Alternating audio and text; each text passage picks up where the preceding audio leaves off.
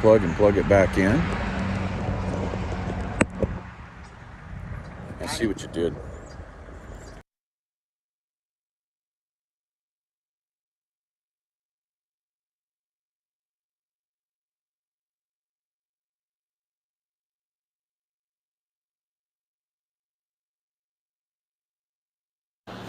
And we should be there now. All right. So good morning. And that's not a good morning Vietnam type of thing. I'm not seeing it come up on YouTube, but that's all right. We're good. So we are in Kearney. Looks like Kearney. Spells like Kearney, but it's Kearney, Nebraska. And I know it's been a couple of days since I've done anything, but we've got some things going on here. Well, we can't even get the camera to look that way. Come on. No, that's the wrong one. There we are. There's the one. That's the one. Got my arm in a sling. Had left is right, right is left when you're looking at this angle. Did some damage to my rotator cuff, so doesn't stop my feet. Anyway, someone is here with me. Let's see if I can get this. Look who's here. Hello, boys and girls. So Dennis, who God, I love that shirt, man. Thank you, brother. I love that shirt. I wear red, white, and blue every day. Right? So this isn't going to be that long, but Dennis is going to walk with me. We're going to head over. We got a radio station interview going on here at 10 o'clock this morning here in Kearney. We are then going to do a meet and greet over at the park. I don't know the name of the park. I'm going to wait for it to come out. Harvey Park? Harvey Park. Harvey. Just think of Jimmy and the Rabbit. So we're going over to Harvey Park for a meet and greet this afternoon. We have got some folks that have popped in. I want to give a big hats off to Unity Project. They've made a sizable donation to the walk, and with a note that says, "Keep on keeping on." You know it, brother. So that's got spirits up. That doesn't mean to stop. We still need donations. And we need to be able to keep this thing going. We have had many folks. I'm going to get out here in the sunlight. We have had many folks that are here in Nebraska that have also stepped up to the plate. We had Dot, we had Barbara, and we had Dina and their husbands over there in Lexington, Nebraska. And they were extremely supportive. We just didn't have enough time, I'm convinced, to be able to get the citizens to come out. So this is definitely a movement of people. We need the people, and ultimately, if you think about it, this comes down to nothing changes the government faster than the people. I have to get Wolfie. Got to have Wolfie.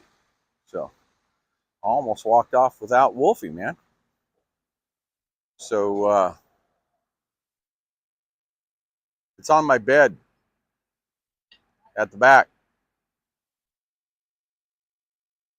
So anyway, Doc's got me on some pain medication. We're hoping that it's not an acute issue, but hopefully it'll start feeling better here with some immobilization. And what happened was, I'll turn the camera around, I'll show you all.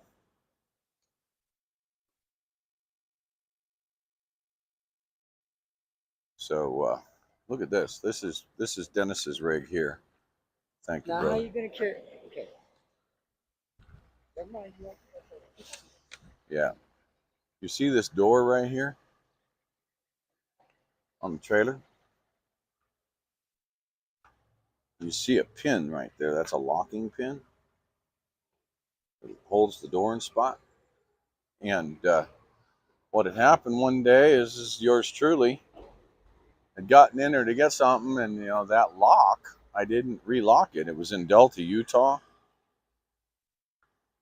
and all of a sudden a gust of wind come over, and I was sitting like I had my chair like right in here, and a gust of wind come up and grabbed that door and swung it, and I was reaching for the door so that it wouldn't break the light, which it ultimately did anyway, just days after we'd put the light on there. And I wrenched it. I wrenched my shoulder. So we're hoping that that's all going to be behind me soon, but excruciating pain every time I tried to reach for something. And so worked with the doctor, and the doctor told me it is time to immobilize. And so that's what we're doing. Muscle relaxers, some painkillers, and we're back on it again. So this is such a profound movement. All right, I'm gonna pull Wolfie up here so that I can hold it in my left hand and hold the. I'm not running my gimbal holder today, so I'm just holding it. We'll get over here to the radio station, and I'm just waiting for Dennis to lock things up here. I don't think Dennis has enough flags. Yeah, he's going to take a sovereign citizen's flag and a United States flag. There we are. Dennis, do you have enough flags? No, I need more. He needs more. Yeah. Admittedly. I have more flagpoles on my trailer, but they didn't hold up at 60 miles an hour. No, they didn't. So that's very cool. Okay, so we're going to start walking here, guys. You ready? Yep, I'm ready. Yeah, there we are. Getting his flags set out there, and away we go. Good morning, Mona. Yeah, I just had a phone call with Mona, and she asked me if you bug tussled me. Did you smile at all since I've been here? Yeah. But by golly, you just got bug tussled. I just got bug tussled. She went through and was talking to me about the what's going on in Branson with the Convoy of Honor from November 4th to November 12th. And what's going to happen, they don't want to call it a convoy. They're calling it, what did they? A stroll through Branson. Patriotic stroll. Patriotic, similar to what I'm saying is a Patriot parade. Yes. And, because rallies require permits. Well, do we want to give the money to the very governments that we're fighting? I don't think so. We have a First Amendment right of peaceful assembly, and that's exactly what we're going to do. We're going to have peaceful assembly. Anyway, I failed to tell you what we are at the Buffalo County Fairgrounds in Kearney, Nebraska, and we've got camp set up here for last night and tonight, and then we're going to move on to Beatrice down in southern Nebraska, and southeastern Nebraska. These guys look like Patriots. Look at that. Freedom! I love it. We got Patriots. Oh, that's right. We need more Patriots, okay? And we got the sign on the front of Beachy because we're right on the street. These guys look like Patriots. Love that. Oh, yeah. So,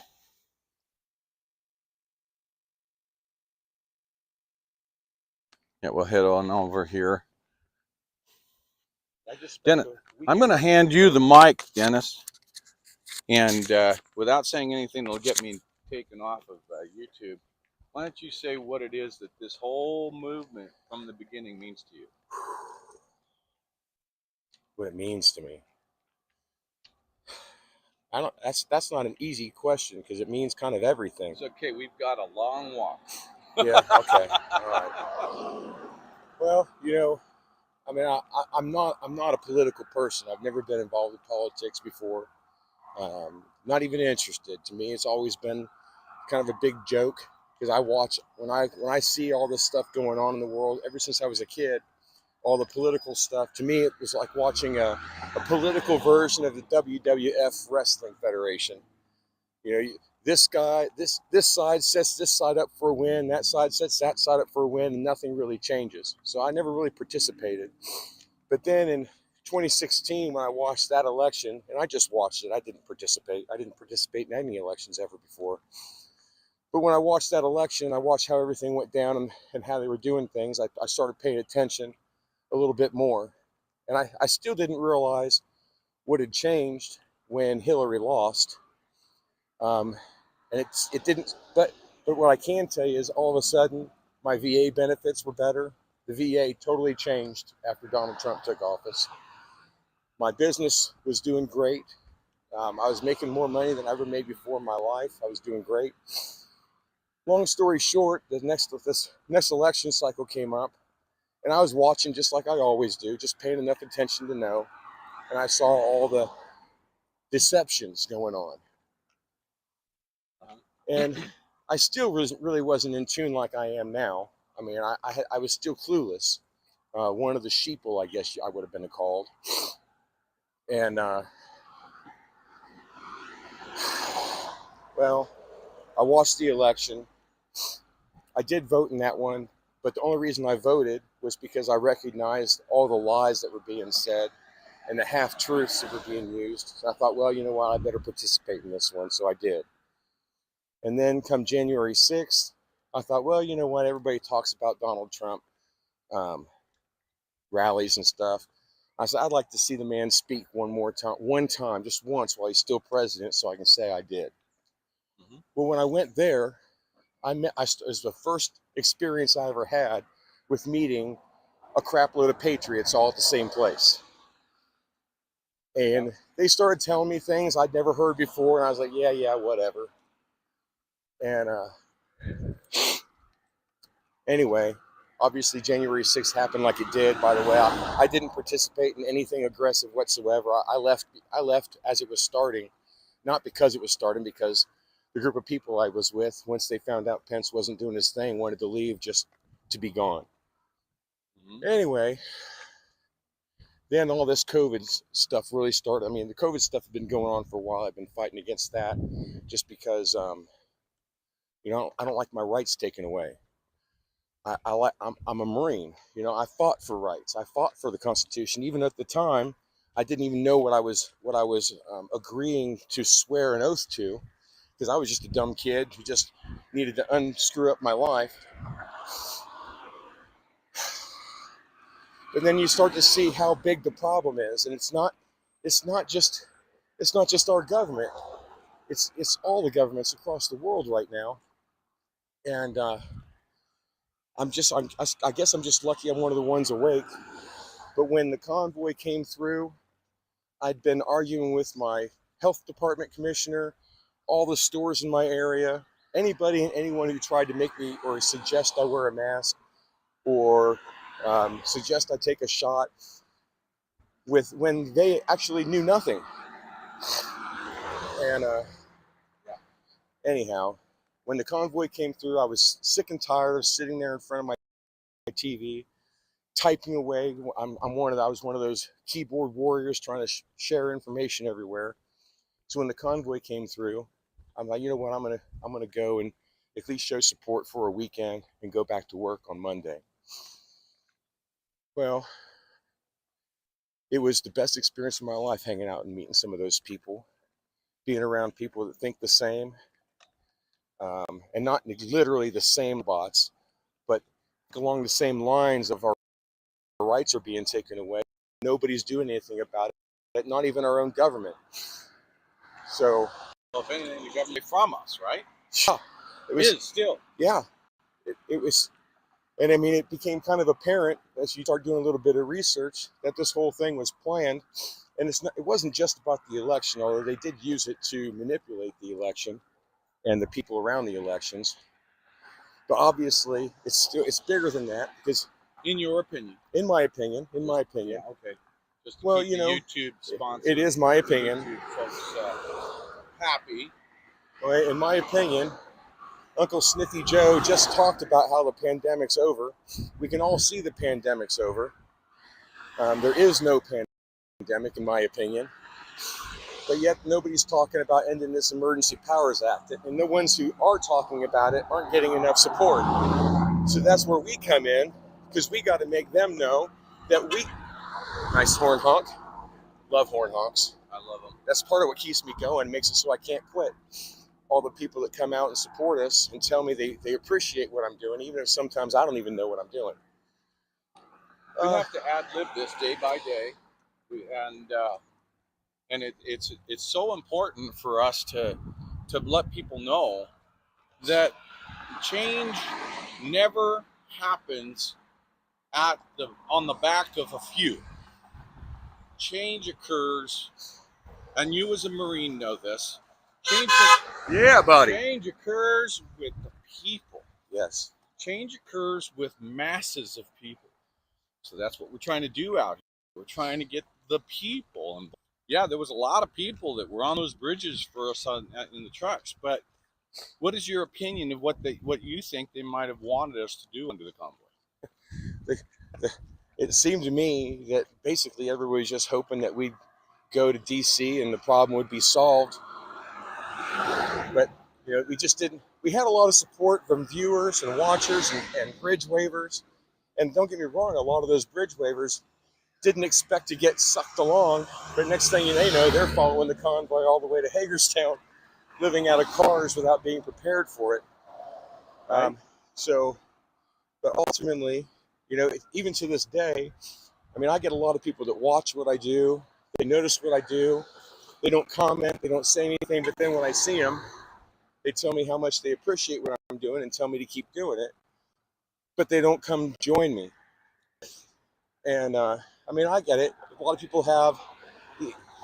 We're a debt society, and a lot of people have their nice cars, their nice houses, and they can't afford to not work for a month.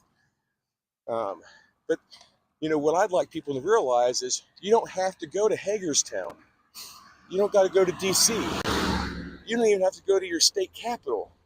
You just got to get together in your own communities, talk to one another, share ideas, and make a coordinated effort on something.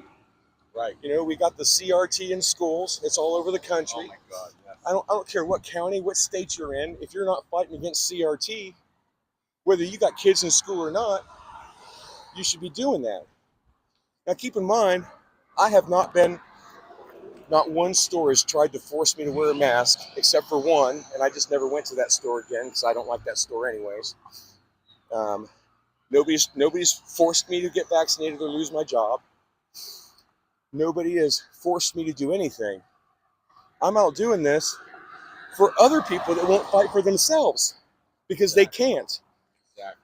Now I'm in a blessed position, which I suggest a lot more of us start trying to get into. Get your stuff paid off.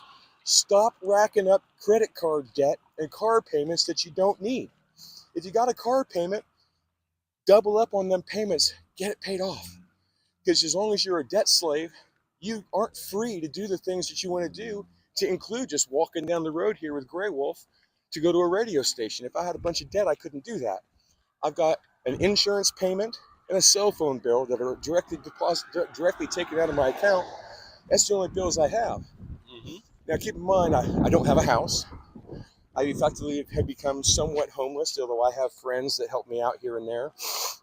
I don't have a car payment because all my vehicles are paid for. But that's what they don't want from us. They want to keep you enslaved, and they keep you buying those $2,000 iPhones just so that you're in debt and you don't have freedom. And really, that's what this all comes down to, is freedom. Yep. Now, I had a guy the other day when I was in Tennessee at the Tennessee rally. He walked up. He's like, "Oh, what's this mess all about?" I said, "Mess? I don't know what mess you're talking about." Is some sort of Trump thing? I said, "No, bro. This has nothing to do with Trump. It's just about freedom." He said, "Freedom? Well, ain't you free right now? You're out in the park breathing the air and the sunshine. Ain't you free?" Well, sort of. But it's not just about me. It's about the other people, the kids in the schools that are still being masked up and isolated if they don't follow along.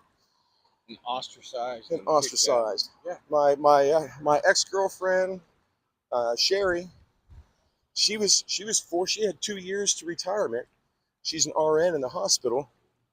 She felt she had no choice but to get the jab, even though she didn't want it. She believed me that it probably wasn't the best thing for her, but she had a house she's trying to pay for, her car. Her car's paid for. But she's 2 years from retirement, so she was forced into this thing. And people shouldn't be forced into things like that. Right. And they're not stopping. Now, in my opinion, these little new shots that they're doing, none of this stuff is fully FDA approved. They say, "Oh, it's FDA approved. It's FDA approved," but they leave out the sentence where it's under emergency authorization use. Yep. Cross. Let's move that way. And oops. So anyhow, as a member of the military, all this stuff has come back to me that I did swear an oath to protect the Constitution. And it's not whether my rights are being violated, it's about the rights of people around me. Right. I didn't join the Marine Corps just for my rights. I joined the Marine Corps to unscrew myself up. But then once I realized what I did, and I realize it much stronger now than ever before, that it's my responsibility to help fight for others. And that oath didn't have an expiration date. There is no expiration date. It's permanent. It's a permanent thing, and we're still fighting, even though we may not be in active duty.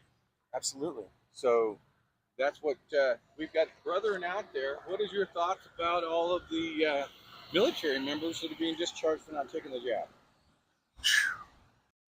Well, obviously, it's come about that what they did with this requirement, in my opinion, was separate out those who will comply with those who won't comply. And the worst part about it, and I've talked to at least one state rep was actually dumb enough to respond to me, and I asked him. I said, "Well, how can you not say anything about the adverse reactions that are out there when in San Diego, my Marine Corps brothers and sisters down there, they did their own analysis and found out that some things like myocarditis are up like 200 and something percent.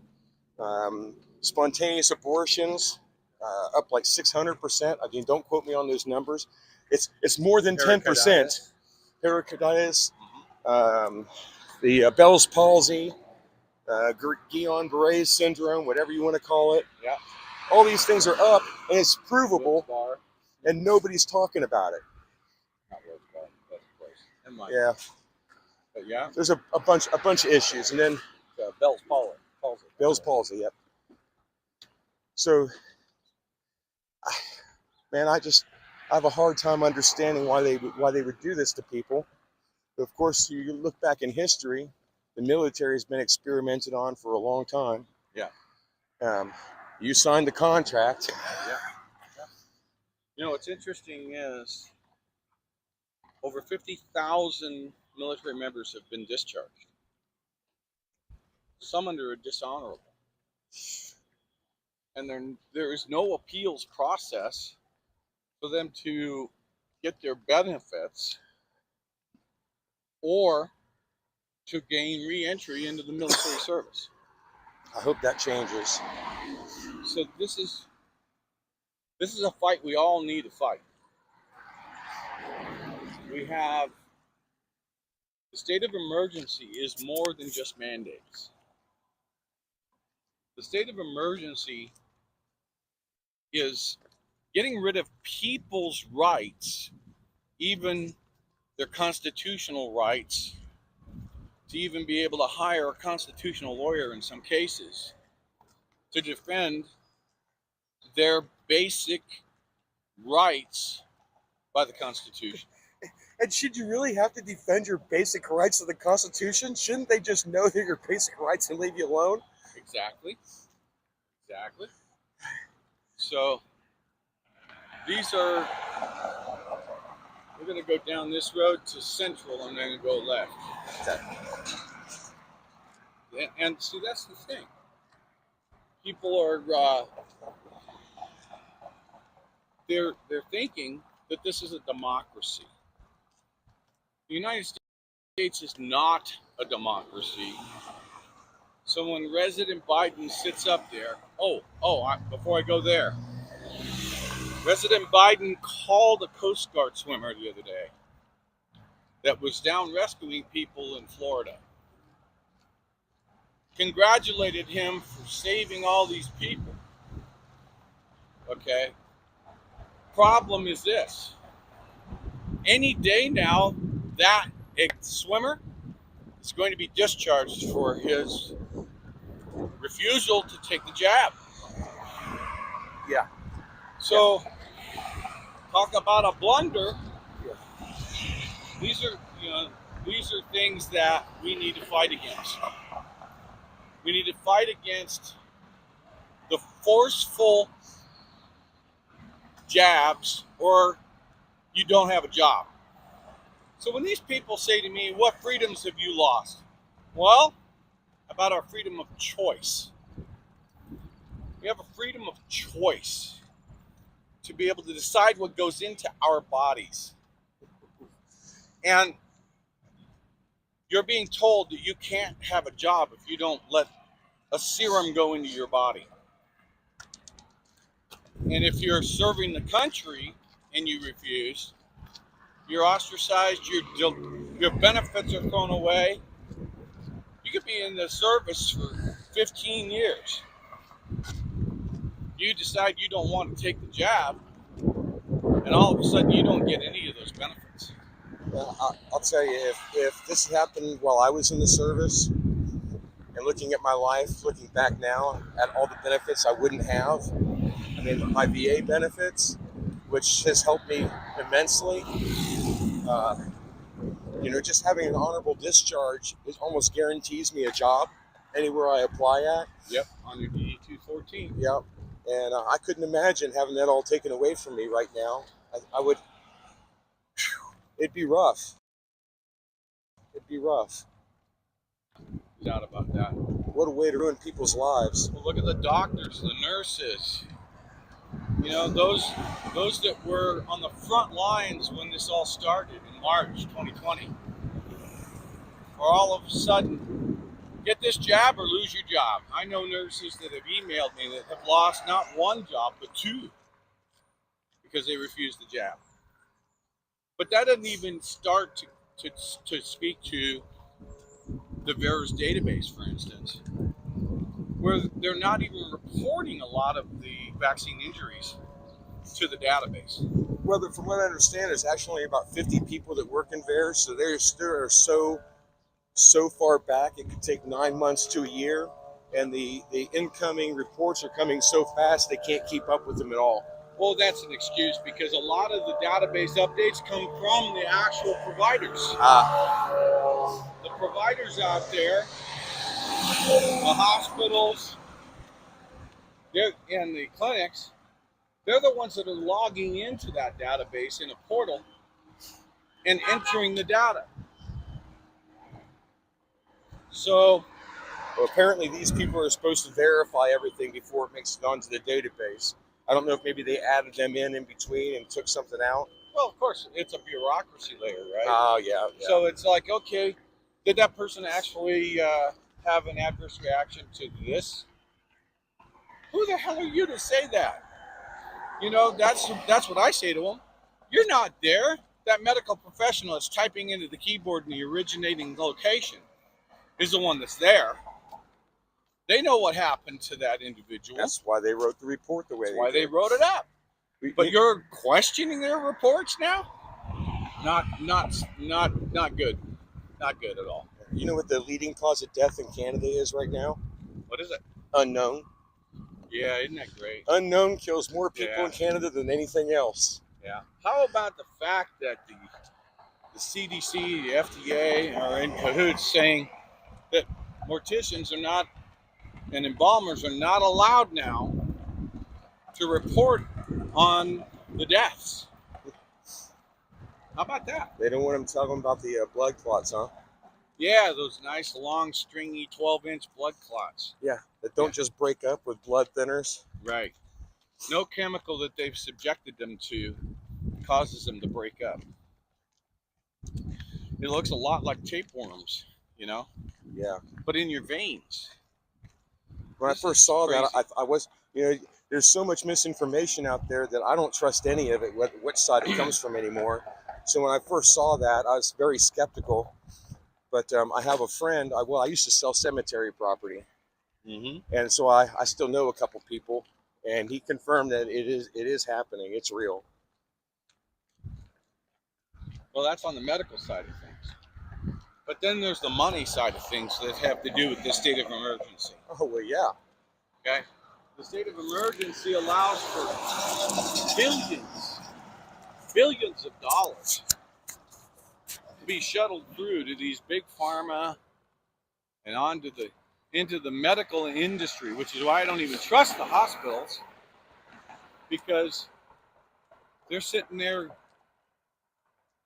with something they call a charge master. And when you look at the charge master, each hospital, each clinic is different, but they all have charge masters. And the charge master is the reason why you wind up paying $100 when you go to the emergency room for a Tylenol tablet. Is because you get the insurance companies and the big pharma going in there and saying, hey, if you charge this much, you're good to go, we'll pay it. If you charge over this much, then it creates a red flag and it stops the paperwork. That's just wrong. Right. They know exactly how to max it out. They know exactly how to maximize how much to charge for anything. Right. You know, a 2x2 patch of gauze, $25. Something you can buy for 2 cents. So these are the things that people don't understand. We need to stop all of this. That and during the pandemic, you know, they had a specific protocol. As far as and as long as you follow the protocol, you make a lot of money. The person comes in, they get a COVID test, they get paid, and then if they wind up going and needing, and they put them on remdesivir, if you get them on remdesivir, they get paid. Yeah.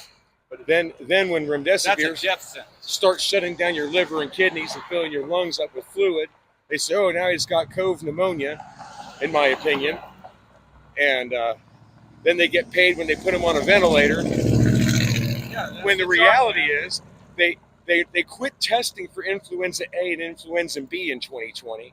Yeah. So you might have a lung infection even, but because you tested positive, that has created a cytokine storm. In the cytokine storm, that's going to be referred to as pneumonia. Yeah. How are you today, sir? Hey, brother. So that creates a cytokine storm, which is pneumonia. Yep. And the thing of it is that then they put you. Well, they decide you have COVID because you passed a failed a COVID test. So now instead of checking for the things it could have been, they automatically go straight to remdesivir when they should have been treating your lung infection with steroids. Well, they use a PCR testing, yeah, which is not FDA approved, quote unquote. Instead of using electron microscopy, which takes more time but is more accurate as to what the hell's going on. You already got PCRs already 95 plus false positives. So those are the things that people just don't seem to understand. You got to do your research.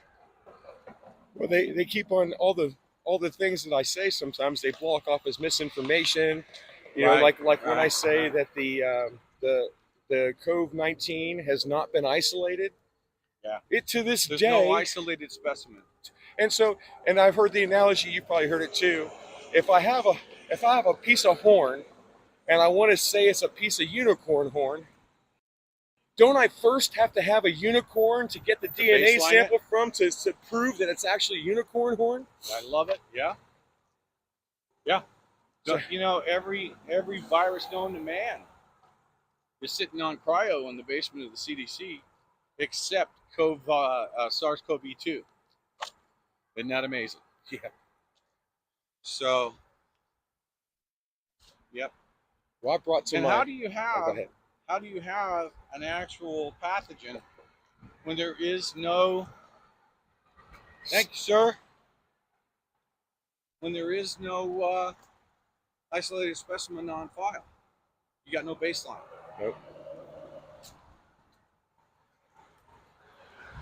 Well, they changed everything. I don't have the document with me, but in March of 2020, National Vital Statistics wrote a little three-page document explaining to all the doctors how the new way to record death is going to go.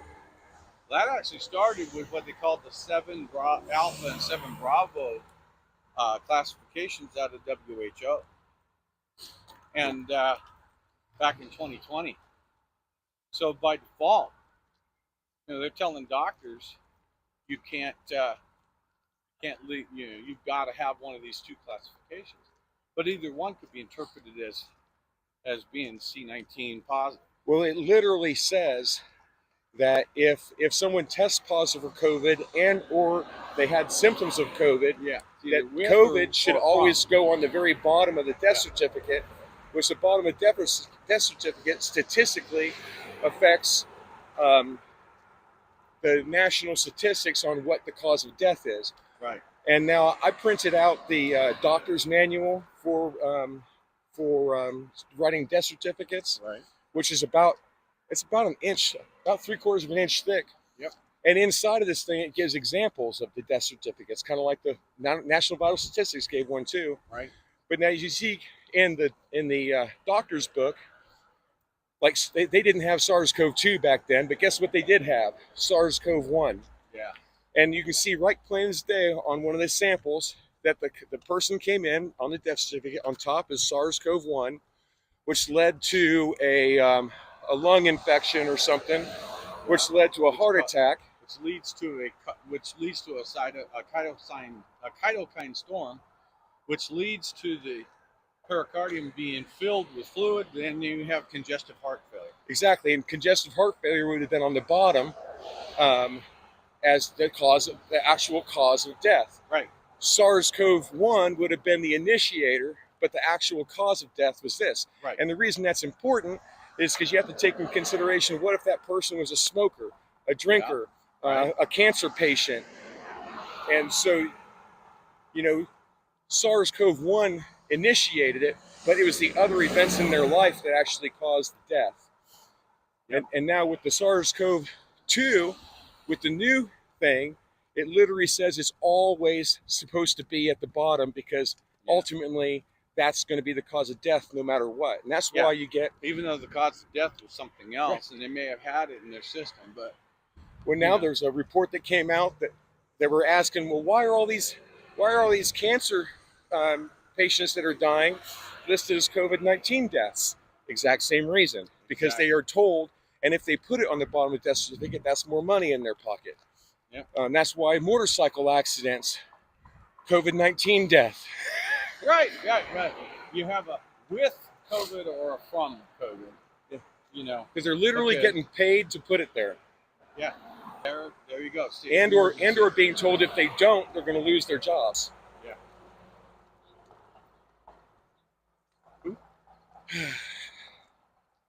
It's a heck of a crazy world we're in. Hey, GWT is in the chat. You know, and I hate to say, if you really put all the things together, and you have to wonder how come. I mean, the manufacturers of these vaccines initially they recommended a cycle threshold of 40. Right. Oh, on the PCR on the PCR test. Yes. Yep. Which, if you listen to Kerry Mullis, he was the inventor of the PCR test. Who passed away conveniently before the testing was to be used. Yeah. He even said that it cannot be used for viral load detection. Nope. The man who invented it. Yeah. And he also said that cycle threshold never should be above like 25 or 27, 24. So if the inventor says what the threshold is, why are they running 62? Yeah. I can take a blade of grass from over here, run it at 62 cycles, and find C19. Yeah. Because that's one of the things he said. You can find anything you want to look for. Anything. Because all it does is make things bigger until you can see it, and then you say, "Oh, I can see it, therefore it is what I say it is." That's right. Well, you heard about the that president of Africa, I think it was Africa, who tested a pawpaw, a goat, and everything came back positive for COVID. And I believe he was assassinated not too long after that. Isn't that amazing? Yeah. So, but we're conspiracy theorists for believing any of that stuff. That's also pretty amazing. I don't mind being a conspiracy theorist anymore. At first, it was a stigma I really didn't want to attach, so I didn't get into some of the stuff. It's a theory of a conspiracy till proven fact, isn't it? Yeah, it's no longer theory. And it's no longer a theory. So if they know all this stuff and they knew all this stuff, why did they do it? Exactly. And you're going to tell me that? I mean, I started college. I didn't finish. I'm not a dumb person. Right. But why? How is it that I know more than they do? That's not possible.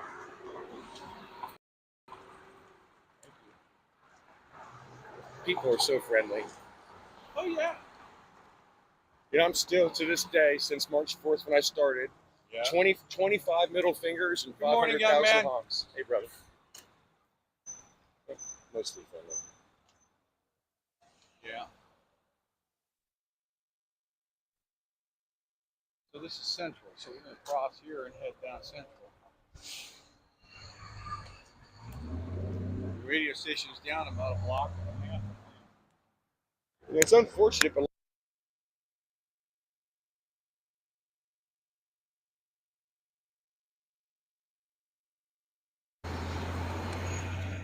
Okay, now we're back. Sorry about that. I gripped my clicker. You clicked the clicker. So, and he'll tell us, "Oh," in my ear. So we just need more people to get involved. Yes, stand up and do something. So that's a good point.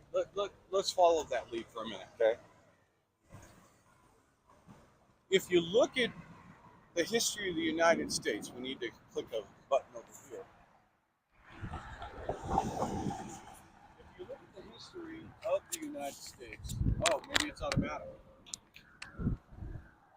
Ouch. Apparently it's automatic. When, in our history, have the United States citizens actually stood up against the government? 1776, but only a small percentage. But even 1776 was against King George III. Right. Against the United States government. Against the government that was created, right? So, and the Civil War was really a political separation where it pitted brother against brother, sister against sister.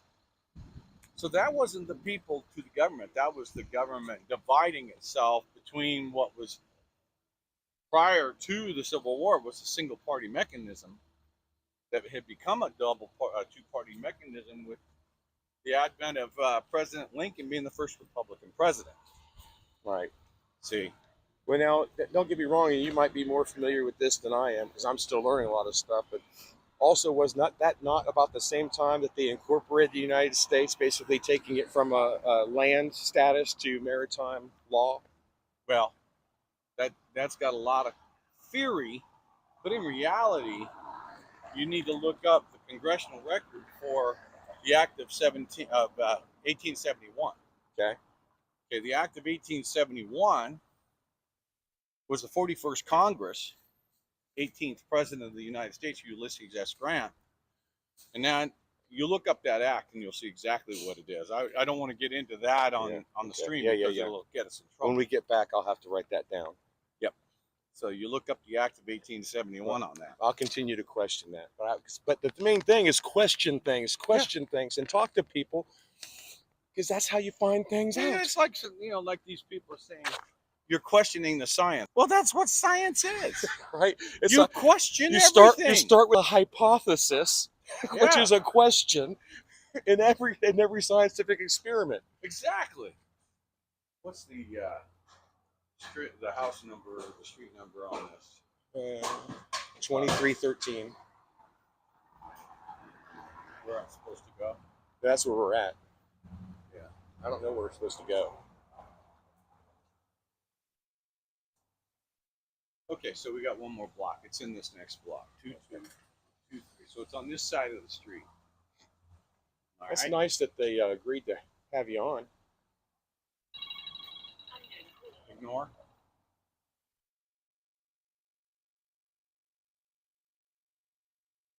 I've had a couple of radio stations that have done that. They look for you, or you look for them? We look for them. They agree. Well, one found me. Nice. The owner of the radio station came to me and then told me, 9 o'clock, my station tomorrow morning.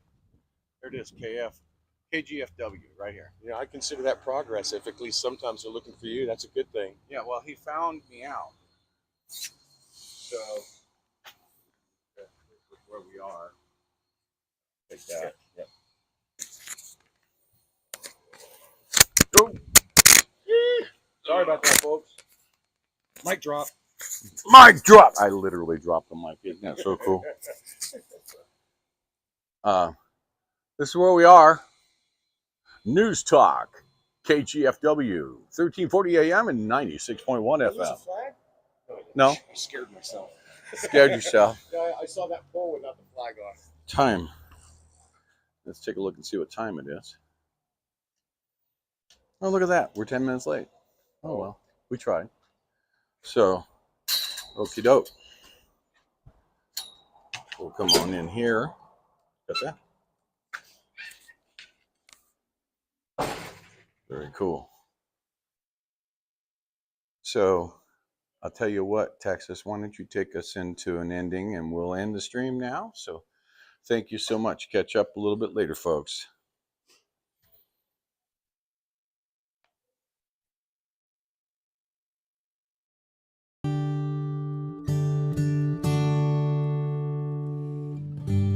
There's a cry of freedom sweeping around the world today. And here we have it all, life and liberty. Still we give the dream away. No more can we afford to stand around, set inside our ways. Wake up in the USA.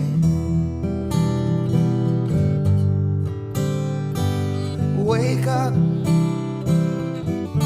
in the USA. Help others when you can. Respect your fellow man. Can't you see the times are changing?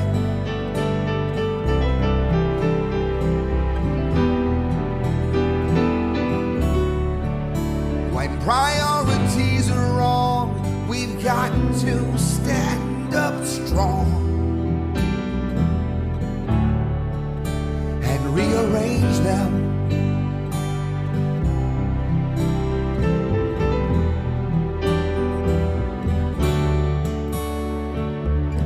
It's time that we wake up and see our freedom was never free. So wake up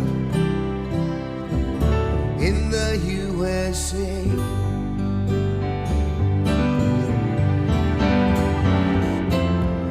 You know what you need to do. Don't give up, you gotta push on through.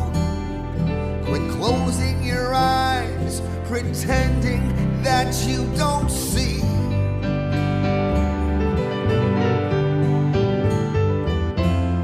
And if you think you'll just spectate, it's too late.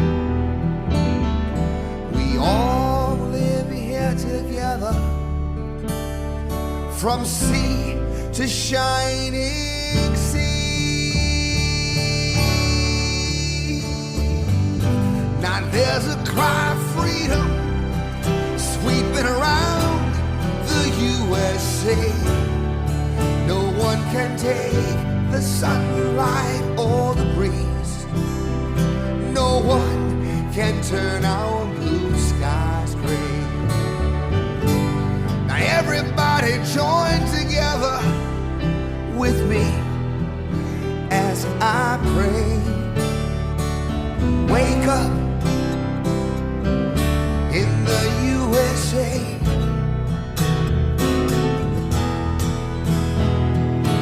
Wake up.